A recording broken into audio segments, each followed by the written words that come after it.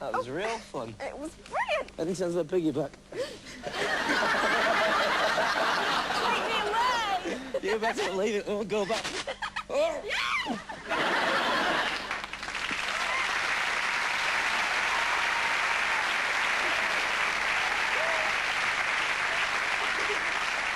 Well, Mass and Dave, it was all go in the snow. Oh, And you're not kidding. Yeah, when you thawed out, did you warm to each other?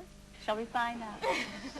When the scream went back, I'd heard her voice, and I thought she was gobsmackingly good-looking. She was incredible when the scream went back. And I was well chuffed. I thought she was really nice. When the screen went back and I saw David for the first time, I thought, oh my God, it's the same height as me. One of the problems, I think, was Mass keeps falling asleep all the time. She's like a dormouse. On the plane, we were travelling through, and she said, tell me about your lifestyle. So I started going on about my 27 years of existence on the planet. Turned around, and she was fast asleep.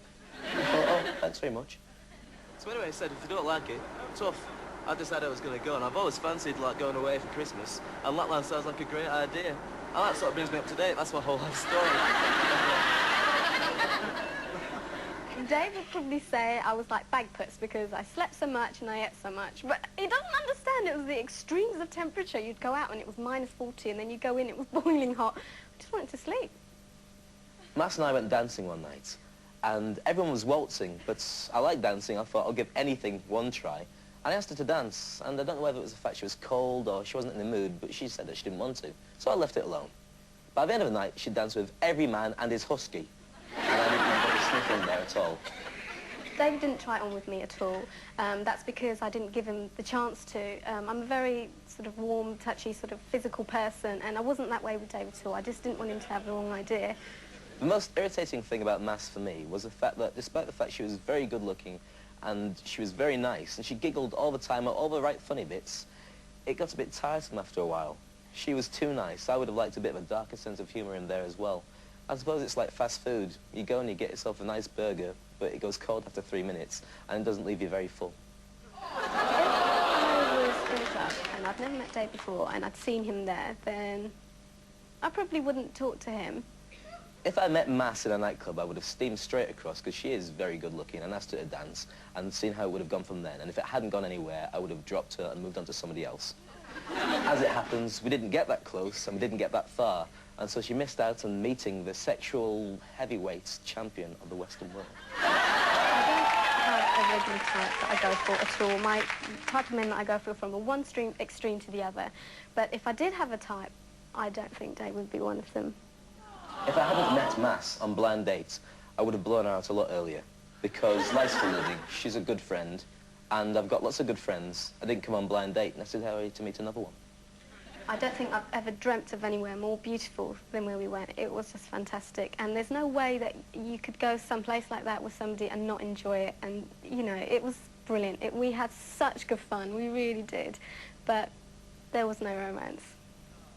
At the end of the day, I think all that we had together was with being on the same date. And she's a nice lass, but I think if we'd stayed together longer, she would have got my nerves.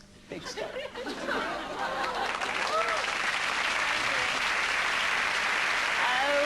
Dear. Oh dear, oh dear, oh dear. Ha!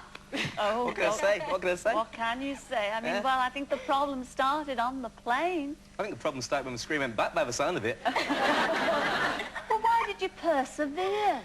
Because it was so cold. You go outside and I couldn't run fast enough to catch reindeer. There's no other females around. What can I do?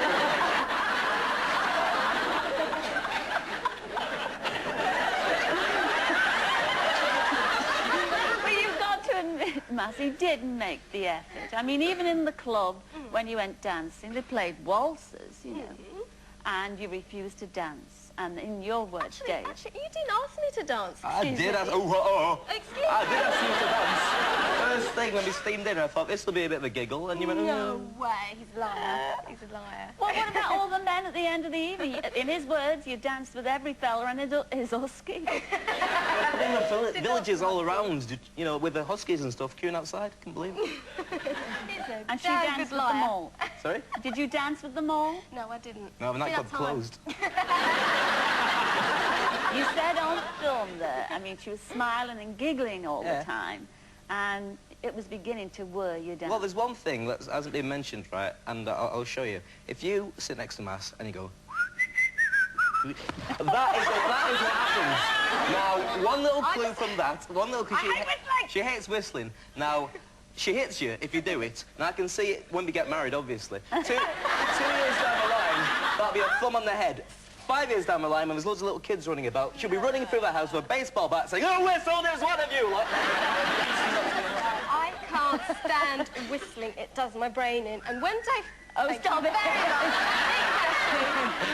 1, 2, 3.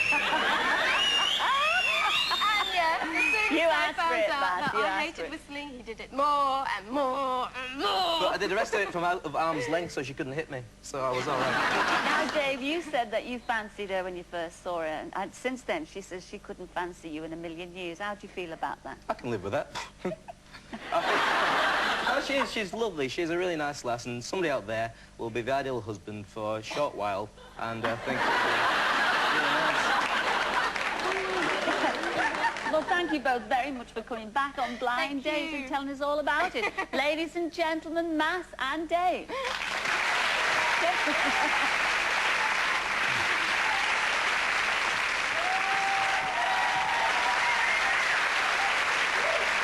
you. Thank you. Well, that's all we have time for this week, I'm afraid, but we will be back next week to see how Laura and George and Ian and Kate enjoy themselves.